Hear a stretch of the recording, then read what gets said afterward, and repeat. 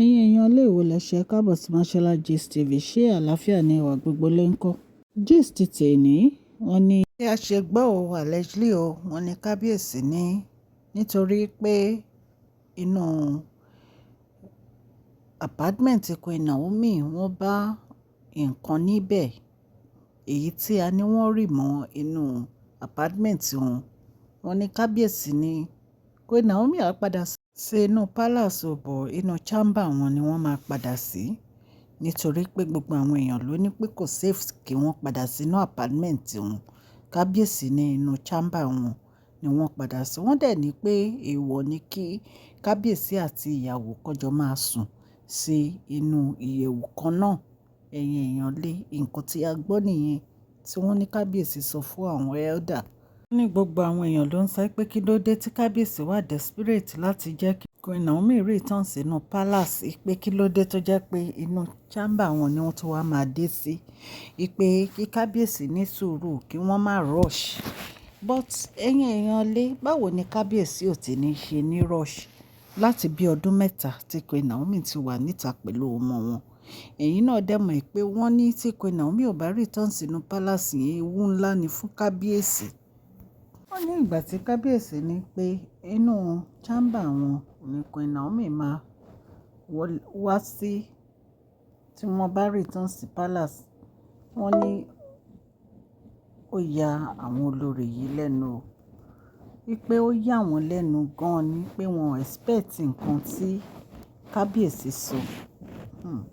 Ẹ̀yin èèyàn lé kì í ṣe nǹkan kékeré o. Kì í ṣe nǹkan kékeré rárá ni ọ̀rọ̀ tí a gbọ́ yìí. Wọ́n ní àwọn elder pé wọ́n lanú lẹ̀ nígbà tí kábíyèsí sọ pé Queen Naomi máa dé sínú chamber wọn. Wọ́n ní ṣe ni àwọn elder yìí ni wọ́n lanú lẹ̀ pé àà kí ni nǹkan tí kábíyèsí ń sọ yìí. Ẹ̀yin èèyàn lé ń kí ẹ̀yin èèyàn ní ilé lóko àti ní ẹ̀yìn òde pé ẹ káàbọ̀ sí Mashola Gist TV. Mashola Gist TV ń kí yín. Mashola Gist TV ń kí yín. Adúpẹ́ adúpẹ́ atọ́pẹ́dá. Mashola Gist TV ń kí yín. Mashola Gist TV ń kí yín o. Ó ní ẹ ṣé o lọ́wọ́ ọkùnrin lọ́wọ́ obìnrin lọ́wọ́ ọmọdé lọ́wọ́ àgbà lórí gbogbo bẹ́ẹ̀ ṣe ń comment tẹ̀ ń like tẹ̀ ń share adúpẹ́ adúpẹ́ ní ọwọ́ gbogbo yín. Mashola Gist TV ń kí yín. Ẹ̀yin olólùfẹ́ wa ẹ káàbọ̀ sí Mashola Gist TV. Ṣé àlàáfíà ni ẹwà gbogbo lè ń kọ́? Orúkọ mi ni Mashola kò yí padà. A máa ń sọ̀rọ̀ nípa celebrity gist, royal gist, politics àti gbogbo nǹkan tó ń ṣẹlẹ̀ ní agbègbè orílẹ̀-èdè bàbá wa ní ilẹ̀ Nàìjíríà.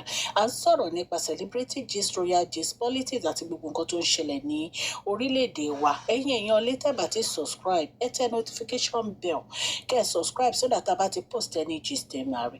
À ń sọ Yorùbá lórí channel yìí nítorí pé a fẹ́ gbàgbé àṣà àti èdè wa. Ẹ̀yin èèyàn lé à ń ṣe advert lọ́lọ́kùn òjọ̀kan lórí channel yìí ẹ kàn sí wa ní Mashola Gist TV. Ọlọ́run Elédùmarè á bá mi gọ́wọ́ yín sókè o. Ọlọ́run Elédùmarè á bá mi ran gbogbo yín lọ́wọ́ o. Òkè òkè ni ọlá yín á máa lọ o. Ọlá yín ò ní lọ ìsàlẹ̀ láíláí.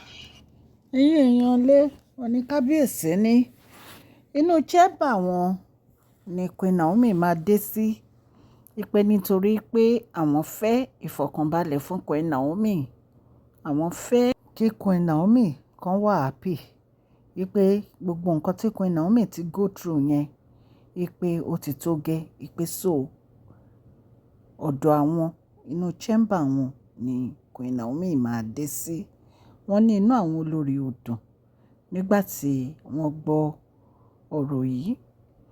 Wọ́n ní inú àwọn olórí ò dùn pé inú wọn bàjẹ́ gan. Wọ́n ní àwọn elder gan lanú lẹ̀ nígbà tí àwọn elder gbọ́.